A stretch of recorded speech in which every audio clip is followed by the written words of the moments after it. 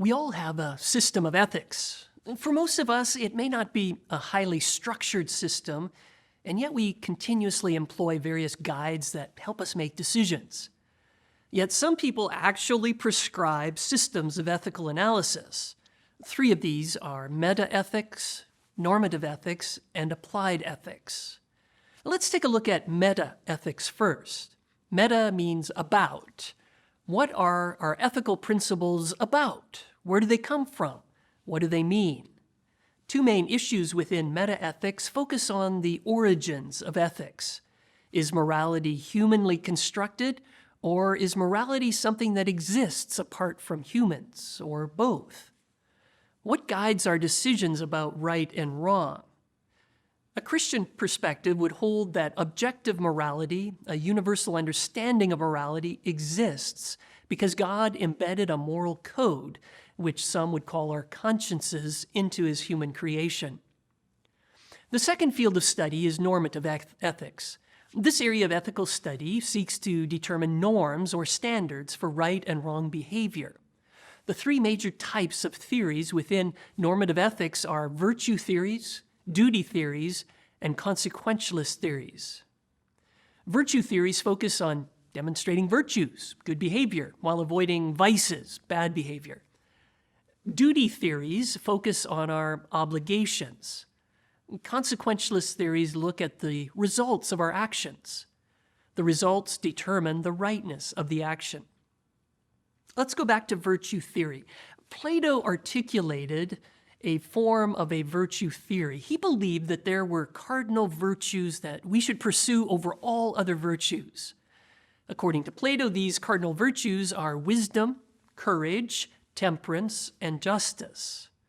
Other important virtues in Plato's list of desirable virtues included fortitude, generosity, self-respect, good temper, and sincerity. Not to be beaten, Aristotle created a virtue theory as well. He based his theory on the notion of a virtuous mean. He believed that we need to strive to live balanced lives. Too much of something like courage becomes a vice of rashness, whereas too little becomes a vice of deficiency. According to Aristotle, to be deficient in courage would result in cowardice. How do we know how we should act in a given situation? The ancient Greeks had a concept called diapharanta, which according to Gustley in his book Courage, is the ability to separate the essential from the important, the necessary from the pressing.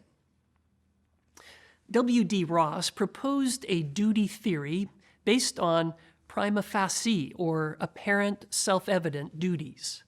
The 7 duties he proposed were fidelity, the duty to keep promises; reparation, the duty to compensate others when we harm them; gratitude, the duty to thank those who help us; justice, the duty to recognize merit; beneficence, the duty to improve the conditions of others; self-improvement, the duty to improve our virtue and intelligence; and the last one, non-maleficence, the duty to not injure others.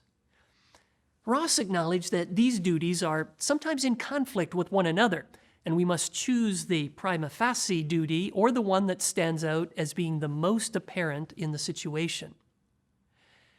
The third group of theories within normative ethics are consequentialist in nature.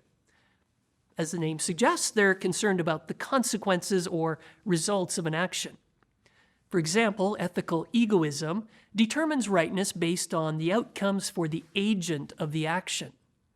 Ethical altruism focuses on the outcomes for everyone but the agent, while utilitarianism includes everyone in the process of discerning what is right.